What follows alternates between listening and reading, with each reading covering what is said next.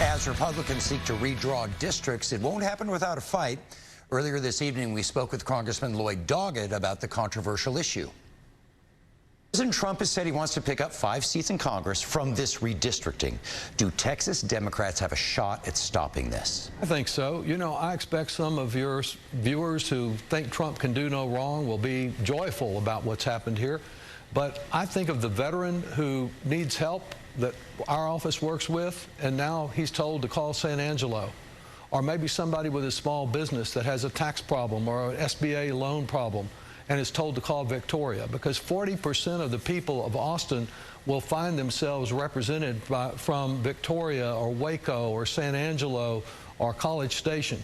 I think that we have a real interest in keeping our community united. I'm fortunate that the district that I serve in now, 2/3 of the people there will remain in the new District 37, but I am concerned about our many neighbors who will find that they have representation that is inaccessible, that is unaccountable, and does not reflect their views. And you're talking about your district. If this map is approved, it could pit you against Congressman Greg Casar in a primary battle.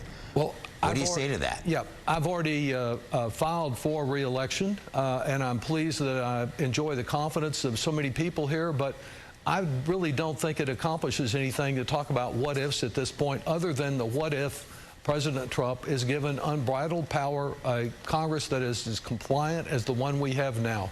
I think our system works better when there's some true checks and balances, and we realize that no one person has a monopoly on truth.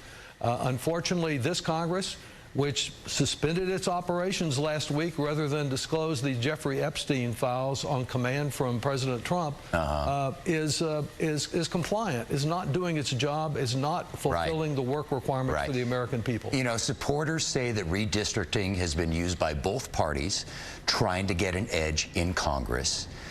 You know, why is this any worse than what Democrats would possibly do in blue states? This is the first time in American history, I believe, it's ever been used like this, where a president, not a plan coming from Texas, not from Governor Abbott or the Texas Republican congressional delegation, but a president calls those folks to the White House and says, I need 5 new seats here, and orders that be done. I don't think they want it. They just haven't shown the courage to stand up to him and stand up for Texas. And of course, we know that Texas is not the last state, it's the first state.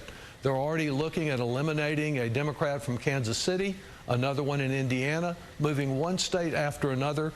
Unable to win the election to keep the House under Republican control next year unless you fix the election with these new lines. Do you think Democrat strength states will do the same thing to counter what's happening here? You know, they may retaliate, and that makes it worse for all of us that we have gerrymanders all over the country, because it drives people to the extremes. Yes, I'm pleased that California is looking at not saying we'll stay fair and no gerrymandering here and ignore the wrong that President Trump is urging here in Texas.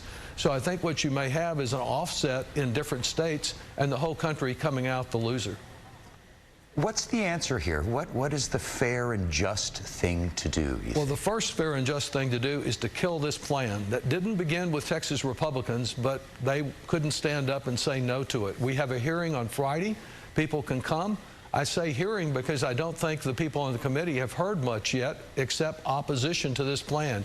Almost unanimous in Austin, in Arlington, in Houston. Thousands of people have come out to say, don't do this, don't wreck our community representation.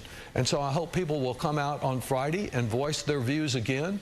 We'll be doing all we can to look for any kind of reasonable middle ground here, but the middle ground is really to keep the plan that Republicans put in place that has served us for the last few years, and keep it in place until the next census. Okay. Congressman Lloyd Doggett. Thank you. We appreciate you coming by, as always.